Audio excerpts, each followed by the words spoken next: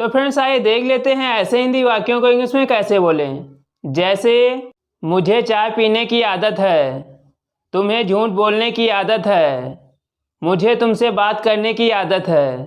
तो जिन हिंदी वाक्यों में हमें बोलना होता है की आदत है, तो ऐसे हिंदी वाक्यों को इंग्लिश में बोलने के लिए इन द हैबिट ऑफ का यूज़ किया जाता है। इन द हैबिट ऑफ का मतलब होता है की आदत है। इस सेंटेंस बनाने का रूल है, सबसे पहले आप सब्जेक्ट लिखेंगे, उसके बाद हेल्पिंग वर्ब लगाएंगे और फिर लिखेंगे इन द हैबिट ऑफ। उसके बाद जो वर्ब होगी उसकी आईएनजी फॉर्म लिखेंगे और फिर ऑब्जेक्ट लिखेंगे। आप कुछ एग्जाम्पल देखते हैं जिससे कि यह स्ट्रक्चर अच्छे समझ में आ जाए। पहला एग्जाम्पल है, तुम्हें झूठ बोलने की आदत है, तो इसकी इंग्लिश होगी you are in the habit of telling a lie. You are in the habit of telling a lie. अगला सेंटेंस, उसे नाचने की आदत है, तो इसकी इंग्लिश होगी she is in the habit of dancing. She is in the habit of dancing. अगला सेंटेंस, मुझे तुमसे बात करने की आदत है, तो इसकी इंग्लिश होगी I am in the habit of talking to you. I am in the habit of talking to you. अगला सेंटेंस, मुझे टीवी देखने की आदत है, तो इसकी इंग्लिश होगी I am in the habit of watching TV. I am in the habit of watching TV. अगला सेंटेंस, तुम्हें उस काम को करने की आदत नहीं है, तो इसकी इंग्लिश होगी you are not in the habit of doing that work. You are not in the habit of doing that work. अगला सेंटेंस, उसे कार चलाने की आदत नहीं है, तो इसकी इंग्लिश होगी he is not in the habit of driving a car. He is not in the habit of driving a car. अगला सेंटेंस, क्या तुम्हें नाचने की आदत है, तो इसकी इंग्लिश होगी are you in the habit of dancing. Are you in the habit of dancing. अगला सेंटेंस, मुझे तुम जैसे लोगों से बात करने की आदत नहीं है, तो इसकी इंग्लिश होगी I am not in the habit of talking to the people like you. I am not in the habit of talking to the people like you. तो फ्रेंड्स आइए देख लेते हैं ऐसे हिंदी वाक्यों को इंग्लिश में कैसे बोलें।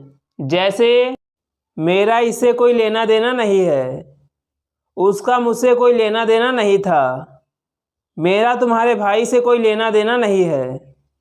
तो जिन हिंदी वाक्यों में हमें बोलना होता है कोई लेना देना नहीं है, तो ऐसे हिंदी वाक्यों को इंग्लिश में बोलने के लिए एक एडवांस इंग्लिश स्ट्रक्चर का यूज किया जाता है, जो कि है नथिंग टू डू विद। इसका मतलब होता है से कोई लेना देना नहीं। इससे सेंटेंस बनाने का रूल है, सबसे पहले आप सब्जेक्ट लिखेंगे, उसके बाद यह सेंटेंस प्रेजेंट टेंस में है तो हैज या हैव में से कोई एक सब्जेक्ट के अनुसार लगाएंगे, और यह सेंटेंस पास्ट टेंस में है तो हैड लगाएंगे, और उसके बाद लिखेंगे नथिंग टू डू विद, और लास्ट में ऑब्जेक्ट लिखेंगे। आप कुछ एग्जाम्पल देखते हैं जिससे कि यह स्ट्रक्चर अच्छे से समझ में आ जाए। पहला एग्जाम्पल है, मेरा इससे कोई लेना देना नहीं है, तो इसकी इंग्लिश होगी I have nothing to do with it. I have nothing to do with it. अगला सेंटेंस, उसका मुझसे कोई लेना देना नहीं था, तो इसकी इंग्लिश होगी he had nothing to do with me. He had nothing to do with me. अगला सेंटेंस, मेरा उससे कोई लेना देना नहीं है, तो इसकी इंग्लिश होगी I have nothing to do with her. I have nothing to do with her. अगला सेंटेंस, मेरा तुम्हारे भाई से कोई लेना देना नहीं है, तो इसकी इंग्लिश होगी I have nothing to do with your brother. I have nothing to do with your brother. अगला सेंटेंस, तुम्हारे दोस्त का मुझसे कोई लेना देना नहीं है, तो इसकी इंग्लिश होगी your friend has nothing to do with me. Your friend has nothing to do with me. अब एक सेंटेंस आपके लिए जिसकी इंग्लिश आपको कमेंट बॉक्स में लिखनी है, जो कि है उसका तुमसे कोई लेना देना नहीं था, तो इसकी इंग्लिश आपको कमेंट बॉक्स में लिखनी है। यदि वीडियो अच्छा लगा हो इसे लाइक करें और अपने दोस्तों के साथ शेयर करें तथा एक कमेंट लिखकर हमें जरूर बताएं कि यह वीडियो आपको कैसा लगा। यह चैनल पे नए हैं तो सब्सक्राइब करें और बेल आइकन को प्रेस करें ताकि हमारी इसी प्रकार की वीडियो आपको टाइम से मिल जाए। Thank you.